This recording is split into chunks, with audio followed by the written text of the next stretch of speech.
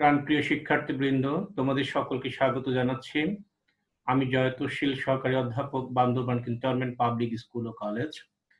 আজকে আমি একাদশ শ্রেণীর শিক্ষার্থীদেরকে জীববিজ্ঞান বিষয় প্রথম পত্রের অধ্যায় 1 থেকে সেল এন্ড ইটস স্ট্রাকচার এই অধ্যায়ভুক্ত গলগি বডি, আজকে এটা আমার লেকচার হবে নবম, তবে ইন্ট্রোডাক্টরি ক্লাস সহ মোট 10টি ক্লাস এটা যদি হয়।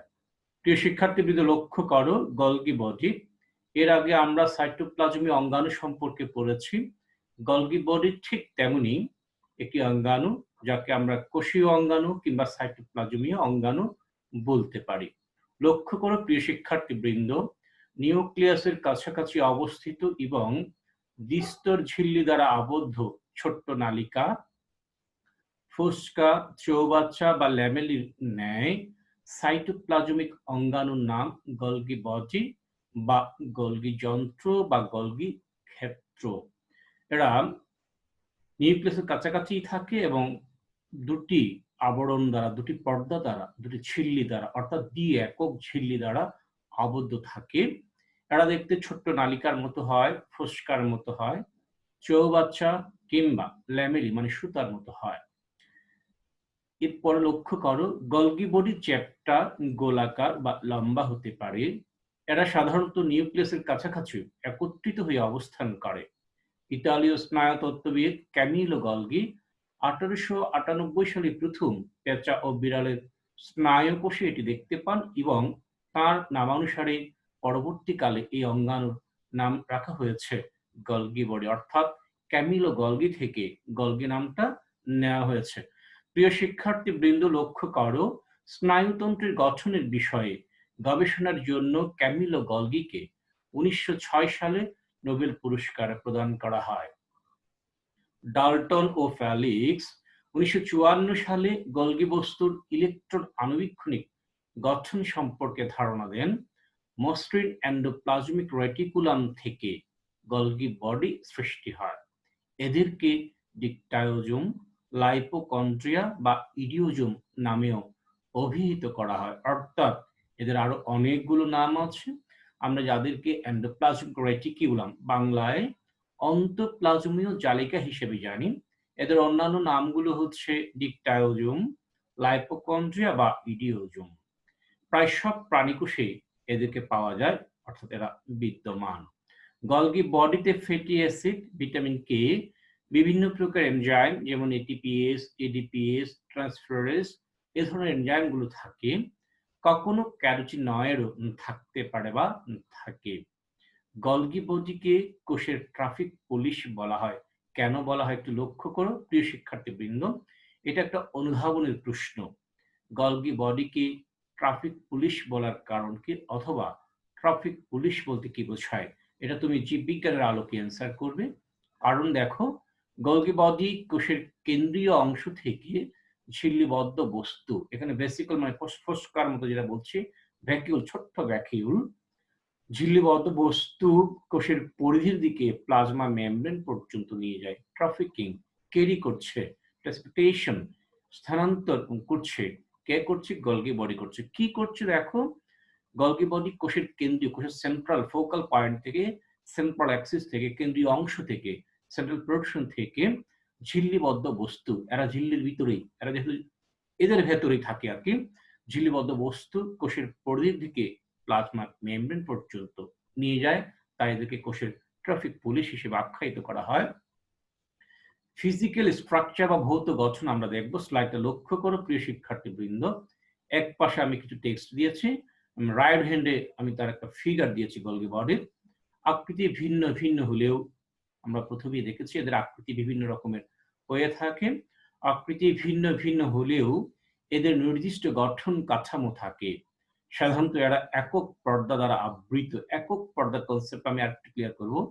একক পর্দা দ্বারা আবৃত নালিকা বা গহ্বরের মতো গলগি বডিতে 3 ধরনের গঠনগত উপাদান লক্ষ্য করা যায়। একক পর্দা শুরুর দিকে পড়িয়েছিলাম যখন প্লাজমা মেমব্রেন গঠন পড়িয়েছি, ইংরেজিতে বলা হয় ইউনিট মেমব্রেন, অর্থাৎ দেখবা তোমরা কোষের চারপাশে যে আবরণটা থাকে, সজীব যে ঝিল্লিটা থাকে, এটি একক পর্দা। তবে এটা কিন্তু বাইলেয়ার, দ্বিস্তর, এদের লিপিড এবং প্রোটিন থাকে মূলত, তবে ম্যাক্সিমাম উপাদান হলো phospholipid.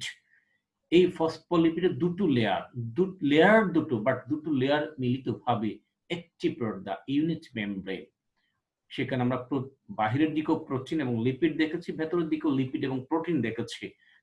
Protein lipid, lipid protein দুটো অ্যালকে কাউন্ট করে PLP, protein lipid protein. Plasma মেমব্রেনের লেকচারটা আরেকবার দেখে নেবে, তাহলে একক পর্দার ডেফিনিশনটা আমি আশা করব তোমাদের কাছে অনেক বেশি ক্লিয়ার হবে। এখানে দেখো পাশে রাইটে দেখো গলগি বস্তু বা গলগি বডি বা গলগি ক্ষেত্র, যেটাই বলি না কেন, এর ফিগার আমি দিয়েছি। নেক্সট স্লাইডে আমরা আরো বেশি ক্লিয়ার করবো, এখন জাস্ট পরিচয় করিয়ে দিচ্ছি। দেখো যে অমসৃণ ইআর, এই স্ট্রাকচার, টোটাল স্ট্রাকচারটা হচ্ছে এন্ডোপ্লাজমিক রেটিকুলাম। তার গায়ে এই দানাগুলোই হচ্ছে, দেখো এই দানাগুলোই হচ্ছে, এই যে দানাগুলো, অনেকগুলো দানা তোমরা এখানে দেখছো, এই যে দেখো ট্রানজিশন ভেসিকল, এগুলো হচ্ছে মূলত রাইবোজোম। অমসৃণ এন্ডোপ্লাজমিক রেটিকুলামের গায়ে যে দানা থাকে সেগুলো হচ্ছে রাইবোজোম। তো এখানে দেখো মসৃণ এন্ডোপ্লাজমিক রেটিকুলাম, এটা অমসৃণ বিকজ অফ এখানে রাইবোজোম থাকে, আর এটা হচ্ছে মসৃণ বিকজ অফ এখানে রাইবোজোম নেই। আমরা রাইবোজোম যখন পড়েছি দেখেছিলাম রাইবোজোমের প্রধান কাজ প্রোটিন সংশ্লেষণ, এবং in presence of ribosome endoplasmic reticulum are two types. Number 1 non smooth, and then number 2 smooth ER. এই দেখো স্মুথ, এখানে কোনো রাইবোজোম নেই। এই মসৃণ ইআর বা এন্ডোপ্লাজমিক রেটিকুলাম বা অন্তঃপ্লাজমিক জালিকা, পরীক্ষায় প্রশ্ন হয় ইআর কি, সেটা হয়তো আমরা আরো পরে দেখবো। এই যে দেখো ভেসিকল, ছোট্ট ভ্যাকিউলের মতো, এই যে ভেসিকল, এই দেখো ট্রানজিশন ভেসিকল। শুরুতে একেবারে প্রথমে হয়তো বুঝতে পারবে না, কষ্ট হবে, সকল স্লাইড শেষ করলে ক্লিয়ার হবে। ট্রানজিশন ভেসিকল দেখো, এরপর দেখো সিস সিস্টারনা, আমি ব্যাখ্যা দেবো সিস সিস্টারনা কি। এরপর দেখো মিডিয়াল সিস্টার্নি। সিস্টারনা এবং সিস্টার্নি দুটোই আসলে এক, পার্থক্যটা হলো নিউমেরিক্যাল চেঞ্জটা কি, বচনগত পার্থক্য যেটা। বহু বচনে সিস্টার্নি, দেখো এখানে দুটো দেখিয়েছে, এই জন্য সিস্টার্নি টার্মটা ইউজ করছে, এই যে এখান থেকে নিয়েছে, এখান থেকে নিয়েছে। বহু বচনে সিস্টার্নি, এবং এখানে দেখো সিঙ্গেল একটি দেখিয়েছে, এক বচনে হয় সিস্টারনা। কেন সিস সিস্টারনা, কেন মিডিয়াল সিস্টার্নি অর সিস্টারনা, এবং কেন ট্রান্স সিস্টারনা, সেগুলো একটু পরে বলছি। দেখো সিক্রেটরি বা সেক্রেটরি ভেসিকল, এরপর দেখো প্লাজমা মেমব্রেন, এটা তো পিনোসাইটিক ফোল্ড। যাই হোক, এটা এই দিক দিয়ে আসবে আর কি। এই হলো মোটামুটি ভাবে গলগি বডি, এটা হলো প্লাজমা মেমব্রেন, আর প্লাজমা মেমব্রেনের গায়ে যে ফোল্ড থাকে এটাকে পিনোসাইটিক ফোল্ড বলে। নেক্সট স্লাইডটা একটু খেয়াল করো, গলগি যন্ত্রের কতগুলো চ্যাপ্টার থলে, এই যে মনে করে এগুলো চ্যাপ্টার থলের সাথে যদি আমরা কল্পনা করি, বা চৌবাচ্চা আকৃতির গঠনকে সিস্টার্নি, এক বচনে সিস্টারনা বলে। চৌবাচ্চা শেপটা এখন এখানে হয়তো তোমরা বুঝতে পারবো না, টেক্সট বুকটা একটু লক্ষ্য করবা, 3 ডাইমেনশনাল কিছু ফিগার থাকে। সেই 3 ডাইমেনশনাল ফিগার আমরা টেক ইট ইজি। আমি একটা কথা তোমাদেরকে বলছি, ওয়াশরুমে যে ফ্লাশগুলো থাকে, সেই ফ্লাশগুলোর যে শেপটা, এটাকে আমরা অনেকটা চৌবাচ্চার সাথে তুলনা করতে পারি। এটাকে বিভিন্ন অ্যাঙ্গেল থেকে দেখো, ল্যাটারালি দেখো, ডোর্সালি দেখো, বা সুপারফিশিয়ালি দেখো, এক এক সাইড থেকে দেখলে তুমি কোন বিন্দুতে দাঁড়িয়েছো, কোন অ্যাঙ্গেলে তাকে দেখছো, এটার উপরেই তার শেপটা চেঞ্জ হয়ে যাবে। তুমি পাশাপাশি তোমরা দুজনে দাঁড়াও, একজন আরেকজনকে সামনাসামনি দেখো, কেমন দেখবা। আবার একজন আরেকজনকে পাশের দিক থেকে দেখো, হাতের দিক থেকে হয়, ডান দিক থেকে নয় বাম দিক থেকে, কেমন দেখবা। আবার উপরে উঠো, মাথার দিক থেকে দেখো, একই মানুষকে কিভাবে দেখা যাচ্ছে। এই জন্য এইখানে হয়তো চৌবাচ্চার শেপটা বোঝাতে পারছি না, তারপরও দেখো গলগি যন্ত্রের কতগুলো চ্যাপ্টা থলে বা চৌবাচ্চা আকৃতির গঠনকে সিস্টার্নি, এক বচনে সিস্টার্না বলে, এবং কিছুটা অনিয়মিত নালিকা ও ভেসিকল সমূহকে ট্রান্স গলগি নেটওয়ার্ক বলে। ট্রান্স কথা একটু পরে আসছে। অনিয়মিত নালিকা, এই নালিকাগুলো আমরা অনেকটা অনিয়মিত ধরতে পারি।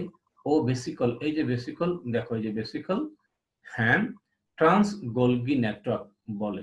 সিস্টার্নি একসাথে গাদা করে থাকেই আছে, এই যারা গাদা করেই আছে, প্রতিটি স্বতন্ত্র গাদাকে বলা হয় গলগি বডি বা ডিকটায়োজোম। গলগি বডি অসংখ্য থাকতে পারে। এখানে দেখো এই যে এই গহ্বরটা তুলনামূলক একটু বড়, হয়তো এই গহ্বরটা এটার চেয়ে হয়তো একটু ছোট।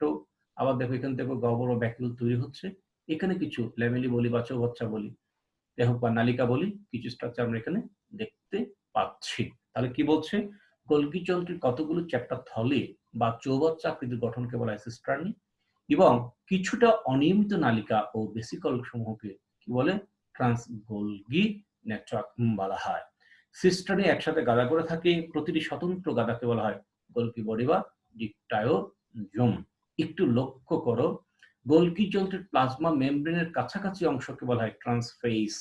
এই যে দেখো ট্রান্সিস্টারনা, এই যে এটা হলো প্লাজমা মেমব্রেন, এইটা হলো, এই অংশটা হলো প্লাজমা মেমব্রেনের কাছাকাছি। গোলগি যন্ত্রের প্লাজমা মেমব্রেনের কাছাকাছি অংশকে বলা হয় ট্রান্সফেস, এই দিকটা ট্রান্সফেস, আর কোষের কেন্দ্রের দিকের অংশকে বলা হয় সিসফেস। এটা যদি প্লাজমা মেমব্রেন হয়, এদিকে কোষের কেন্দ্র, এই কোষের কেন্দ্রের দিকে এটা, এই ফেসটা সিসফেস, এই ফেসটা হচ্ছে ট্রান্সফেস। এরপর দেখো কি বলছে, আর কোষের কেন্দ্রের দিকের অংশকে বলা হয় সিসফেস। ট্রান্সফেস এর শেষ সিস্টারনাকে বলা হয় ট্রান্সসিস্টারনা। এই যে এটা ট্রান্সসিস্টারনা, এটা মূলত এই যে ট্রান্স, এটার ঝিল্লিবদ্ধ করে বিভিন্ন কোষীয় উপাদানকে এই দেখো প্লাজমা মেমব্রেনের বরাবর নিয়ে আসছে, এবং প্লাজমা মেমব্রেনের চ্যানেল দিয়ে এদিকে সিস্টেম আছে, এই পদার্থগুলো প্রয়োজনে পাশের কোষে বা দেহের বাইরে নির্গত হবে। যেহেতু স্থানান্তর ঘটাচ্ছে, এই জন্য ট্রান্স, দেখো ট্রান্সফেস এর শেষ সিস্টারনাকে বলা হয় trans cisterna, this one is trans cisterna, এবং সিস ফেজ এর সিস্টারনাকে বলা হয় cis cisterna, this one is cis cisterna. এটা কোষীয় উপাদানটাকে সিস করে নিয়ে আসছে, বুঝতে পেরেছো? এবং এই দিকে যেটা, সেটা দিকে ক্যারি করে এই দিকে নিয়ে আসছে। বলছে দেখো ট্রান্সফেজ এর শেষ সিস্টারনাকে বলা হয় ট্রান্সসিস্টারনা, এবং সিস ফেজ এর শেষ সিস্টারনাকে বলা হয় সিস সিস্টারনা। মাঝখানে যেগুলো আছে দেখো মেডিয়াল সিস্টারনা। এই টোটালটা একটা গাদা, এটা গোলগি বডির একটা স্ট্যাক, এটাই টোটাল গোলগি বডি। এটা প্লাজমা মেমব্রেনের দিকে, আর এই অংশটুকু কোষের কেন্দ্রের দিকে। কেন্দ্রের দিকের অংশটাকে বলা হয় সিসফেজ, এবং মেমব্রেনের দিকের অংশটাকে বলা হয় ট্রান্সফেজ। ট্রান্সফেজের যেটা একেবারেই মেমব্রেনের কাছে সেটাকে বলা হয় ট্রান্সসিস্টারনা, এবং সিস ফেজের যেটা একেবারে কোষের কেন্দ্রের দিকে সেটাকে বলা হয় সিস সিস্টারনা, এবং মাঝখানে যেগুলো আছে সেগুলোকে বলা হয় মেডিয়াল সিস্টারনা, বহু বচনে মেডিয়াল সিস্টারনি। নেক্সট স্লাইডে দেখো, সিস্টারনির পার্শ্বদেশে অবস্থিত গোলাকার থলের মতো গঠনগুলোকে ভ্যাকিউল বলে। এই যে এই যে এই যে এই যে ভ্যাকিউল, ভ্যাকিউল, তবে তুলনামূলক বড় হলে সেগুলোকে ভ্যাকিউল, ছোট্ট হলে ভ্যাসিকল বলে। আসলে দুটোই ভ্যাকিউল, জাস্ট বোঝানোর জন্য, ছোট্টটা ভেসিকল, বড়টা ভ্যাকিউল। সিস্টার্নির পার্শ্বদেশে অবস্থিত গোলাকার থলের মতো গঠনগুলোকে ভ্যাকিউল বলে। এই যে এই যে এই যে এই যে ভ্যাকিউল, এই যে ট্রান্সসিস্টারনার নিচের দিকে অপেক্ষাকৃত ক্ষুদ্র ক্ষুদ্র থলির মতো বস্তুগুলোকে ভেসিকল বলা হয়। এখানে ধরে নাও এটা এই যে ভেসিকল, ছোট, তুলনামূলক ছোট, এটা যে একটু ছোট বোঝাচ্ছে আর কি।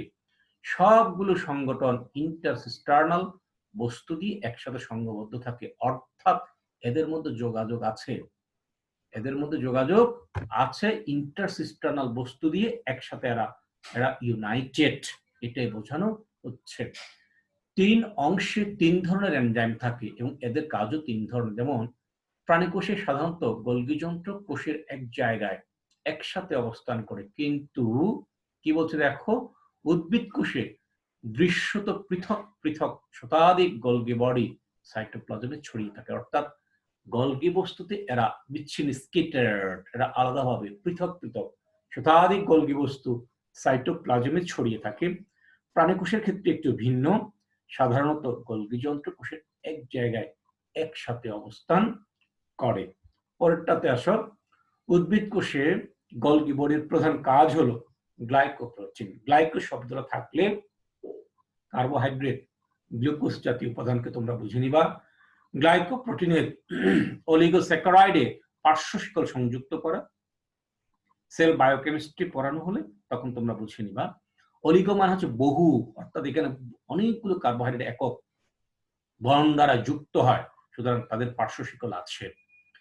উদ্ভিদ কোষে গোলগি বডির প্রধান কাজ হলো গ্লাইকোপ্রোটিনের অলিগোস্যাকারাইডে পার্শ্ব শিকল সংযুক্ত করা এবং জটিল পলিস্যাকারাইড সংশ্লেষ মানে তৈরি করা, প্রডিউস করা, প্রোডাকশন ও সিক্রেশন, নিঃসরণ করা। উদ্ভিদ কোষে গোলগি বডির আরেকটি উল্লেখযোগ্য কাজ হলো কোষ প্রাচীর, যেটা সেল ওয়াল মনে রাখবে। কোষ প্রাচীর গঠনে গোলগি বডির উদ্ভিদ কোষের ক্ষেত্রে যেহেতু প্রাণী কোষে কোষ প্রাচীর থাকে না, তোমরা জানো উদ্ভিদ কোষে কোষ প্রাচীর থাকে, সেই কোষ প্রাচীর গঠনে গলগি বডির একটা ভূমিকা আছে প্ল্যান্ট সেলের ক্ষেত্রে।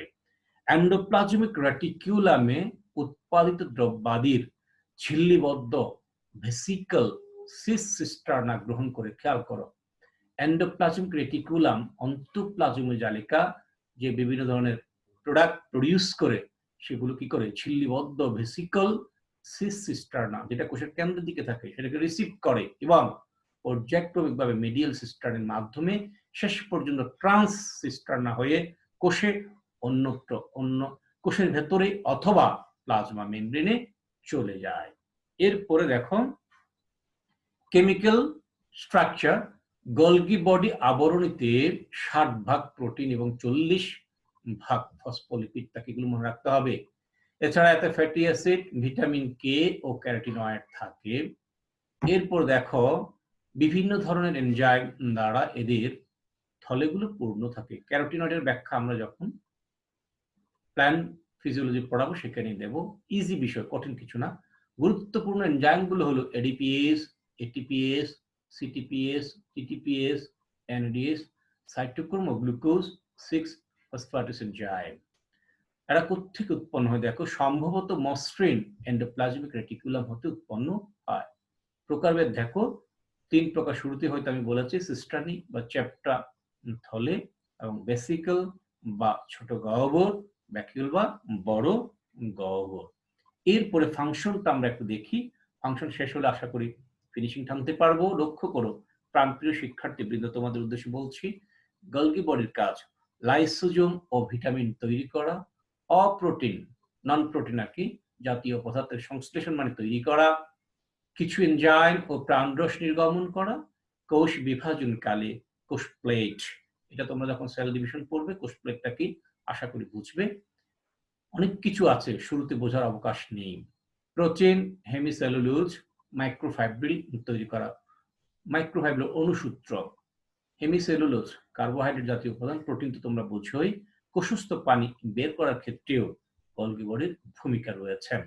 এরপরে আসো এন্ডোপ্লাজমিক রেটিকিউলামে প্রস্তুতকৃত দ্রব্যাদি ঝিল্লিবদ্ধ করা, বিভিন্ন পলিস্যাকারাইড সংশ্লেষণ, কার্বোহাইড্রেট আর কি পলিস্যাকারাইড, জটিল কার্বোহাইড্রেট ও ট্রান্সপোর্টেশন পরিবহনে অংশগ্রহণ করা। এই জন্য দেখো এখানে একটা প্রশ্ন আছে, তাই উদ্ভিদ কোষের ক্ষেত্রে গলগি বডিকে কার্বোহাইড্রেট ফ্যাক্টরি বলা হয়, এটা মনে রাখবা। কার্বোহাইড্রেট ফ্যাক্টরি কেন দেখো, ওই যে বিভিন্ন পলিস্যাকারাইড, এটা কার্বোহাইড্রেট আর কি জটিল কার্বোহাইড্রেট, বিভিন্ন পলিস্যাকারাইড সংশ্লেষণ ও পরিবহনে অংশগ্রহণ করা, পরিবহন করে, সংশ্লেষ করে, তৈরি করে, তাই উদ্ভিদ কোষের ক্ষেত্রে গলগি বডিকে কার্বোহাইড্রেট ফ্যাক্টরি বলা হয়। প্রশ্নগুলো আসবে, ট্রাফিক পুলিশ কার্বোহাইড্রেট দুটোই কিন্তু গলগি বস্তু বা গলগি বডি বা গলগি কমপ্লেক্স বা গলগি ক্ষেত্র। মাইটোকন্ড্রিয়াকে এটিপি উৎপাদনে উদ্বুদ্ধ করা, প্রোটিন ও ভিটামিন সি সঞ্চয় করা, কারণ প্রোটিন বানানো একটা আকার হবে, এটা তুমি দেখে নিও। কোষ প্রাচীর গঠনের জন্য প্রয়োজনীয় পদার্থ ক্ষরণ করা, শুক্রাণু গঠনে সহায়তা করা, লিপিড সংশ্লেষণ ও প্রোটিন ক্ষরণের সাথে জড়িত থাকা। প্রিয় শিক্ষার্থীবৃন্দ, আজ আর নয়, আমি আশা করব তোমরা বেশ ভালোভাবেই আজকের লেসনটুকু বুঝতে সক্ষম হয়েছ। তো শেষ করার আগে বলবো, লেখাপড়াটা চালিয়ে যাও। করোনা পরিস্থিতি কবে স্বাভাবিক হয় আসলে আনসার্টেন, পরিস্থিতির সাথে অ্যাডজাস্ট করে নিতে হবে, এভাবেই পড়ে নিতে হবে। আমরা কিন্তু প্রতিনিয়ত ক্লাস দিয়ে যাচ্ছি, তোমরা ক্লাসগুলো ফলো করবে, লক্ষ্য করবে। ছোট্ট একটা হোমওয়ার্ক, গলগি বডির ভৌত গঠন এবং কাজ লিখো, এটা বলেই শেষ করব। তার আগে বলবো, please read more and more, time will be years. আবার বলছি, ছাড়ো ফেসবুক, ধরো টেক্সট বুক, যত পড়ো তত বড়। The more you read, the greater you are. Best of luck. Thank you very much.